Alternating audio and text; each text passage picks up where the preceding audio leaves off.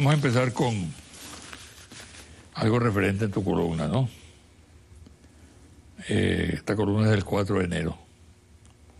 Y tú atacas o señalas varios temas en una mezcla verdaderamente explosiva, ¿no? Que tiene que ver con los problemas económicos, con la caída de los precios del petróleo, con la feroz campaña internacional y nacional terrible contra el gobierno democrático y constitucional de Maduro. Tiene la palabra. Bueno, comenzando por lo último, que es lo más difícil de combatir, porque eso está en manos de los grandes poderes financieros que dominan los medios de comunicación, los servicios internacionales de noticias, comenzando con CNN y por supuesto las agencias internacionales y los grandes medios. Y allí se repiten las mentiras que surgen de acá y otras que crean en el exterior, y para el gobierno nacional es bastante difícil enfrentarlo por la incapacidad de medios de comunicación que puedan darle respuesta oportuna y eficiente a esas mentiras. De manera que la imagen que hay de Venezuela en el exterior y particularmente de su gobierno es muy negativa. Hubo un estudio creo que es Juan Carlos Monedero, sobre ese fenómeno, a partir de una encuesta que hizo Latinobarómetro. En Latinobarómetro aparecía que en América Latina el país donde había la mejor imagen de Chávez, de Chávez en esa oportunidad, era Venezuela, y en el resto de los países era muy negativa, salvo algunas donde había muchos nexos de Venezuela, como Bolivia, Ecuador, etc. ¿Y cuál era la explicación? De que la opinión que se forma un uruguayo o un chileno, por ejemplo, o un mexicano sobre Venezuela, es la que le forman los medios de comunicación, lo que le forman las agencias internacionales de noticias, que son imágenes negativas, no tienen la experiencia propia, ni tienen, por supuesto, la respuesta oportuna.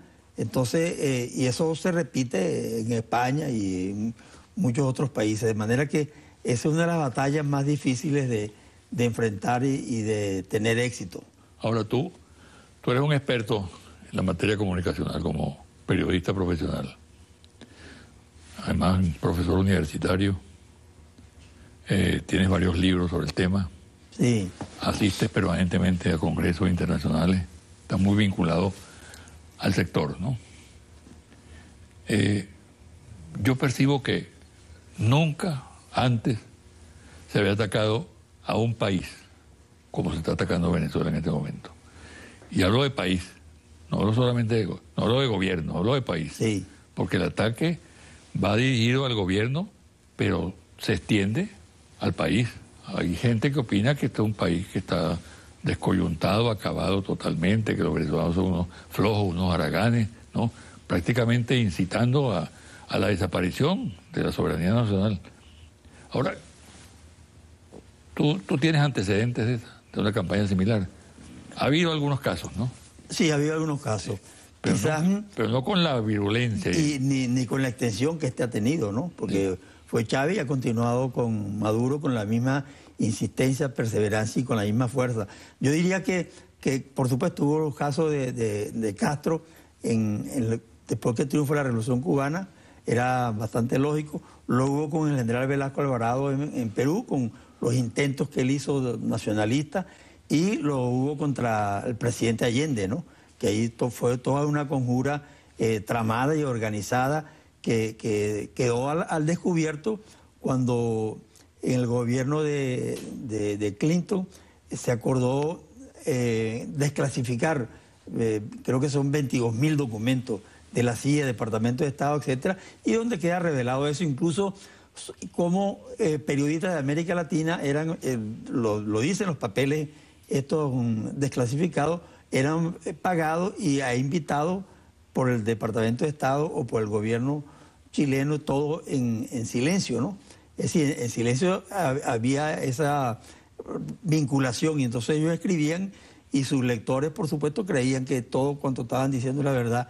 De manera que contra Allende hubo esa conspiración del silencio y conspiración mediática que puede compararse con esta. Lo que ocurre es que con la de Maduro y la del presidente Chávez ha sido ya 14, 15 años. Y ellos lo hacen consciente de los efectos, la influencia que podía tener y que está teniendo el gobierno de Chávez y hoy el gobierno de Maduro en América Latina. Eso es lo que más le preocupa y por eso los ataques tan virulentos y tan persistentes contra y empieza a preocuparles también lo que está pasando en España y en Grecia, con la irrupción de movimientos que rompen prácticamente el esquema político de esos exacto, países. Ya en España le rompen lo que puede llamarse con propiedad el bipartidismo. El punto fijismo allá. Podemos aparece en la última encuesta de enero bastante por encima del PSOE, que es el primer partido, y del PP, ¿no? Entonces, eso debe preocuparle mucho más de que tuviese esa influencia, a pesar de lo cerrado que han estado los medios de comunicación españoles en contra de Venezuela y contra el presidente. Y en el caso griego también se repite. En el caso griego, bueno, la amenaza de que gane la izquierda en las elecciones inmediatas que vienen. Sí. Pasemos a otro tema vital en este momento. Los precios del petróleo. ¿Qué está pasando con el petróleo? Y la gira del presidente Maduro. Sí. Esa gira termina el jueves pasado, creo, ¿no? Bueno, a mí me parece que... Bueno, yo no creo que descubro nada si digo que esa decisión que se tomó... Pero que te interrumpa. Termina con una cosa muy importante, que es la visita a Moscú y la reunión con Putin. Bueno, yo creo que a pesar de su reunión con el rey de Arabia Saudita, con los príncipes y con la serie de jefes de Estado con que él se entrevistó, creo que la más importante debió ser la entrevista con el premier Putin, porque lo inesperado revela que había hechos de gran importancia, muy significativos, que iban a ser discutidos y acordados en esa reunión, como se conocerá.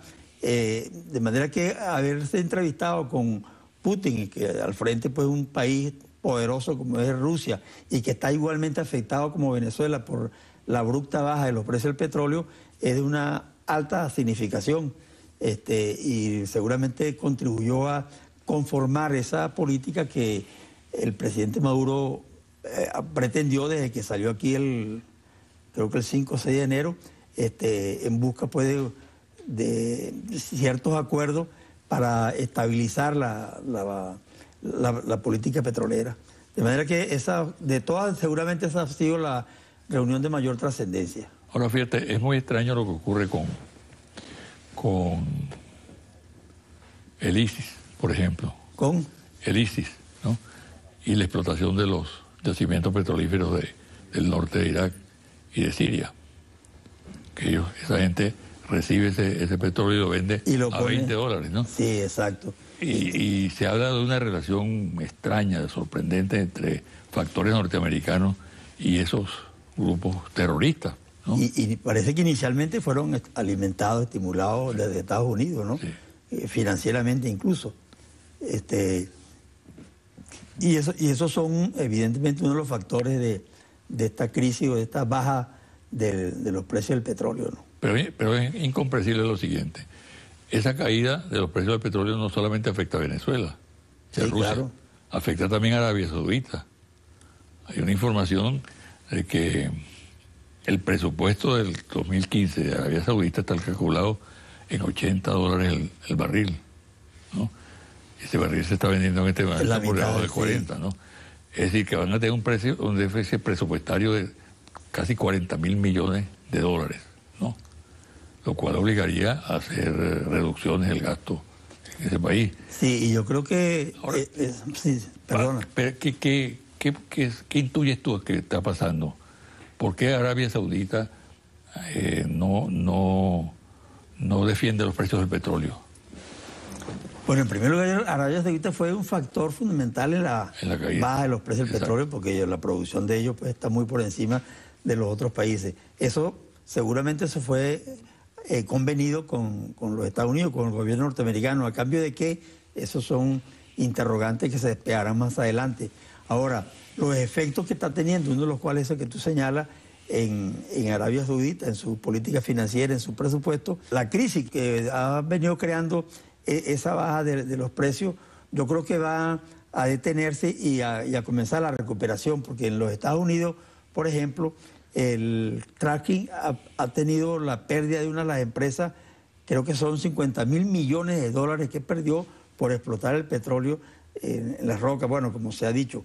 Fracturando la roca. Sí, y eso da la impresión de que tiene muy corta vida esa forma, ese sistema de explotar el petróleo, porque es un petróleo carísimo independientemente de los efectos negativos que crea la naturaleza. De manera que parece inevitable que en tiempos más pronto que lejano debe comenzar la recuperación de los precios. Mira, ya hablamos un poco de la conjuntura mediática, ¿no? Ahora, yo quiero que hagamos una pausa y que al regreso toquemos el tema ya de la situación económica, desabastecimiento.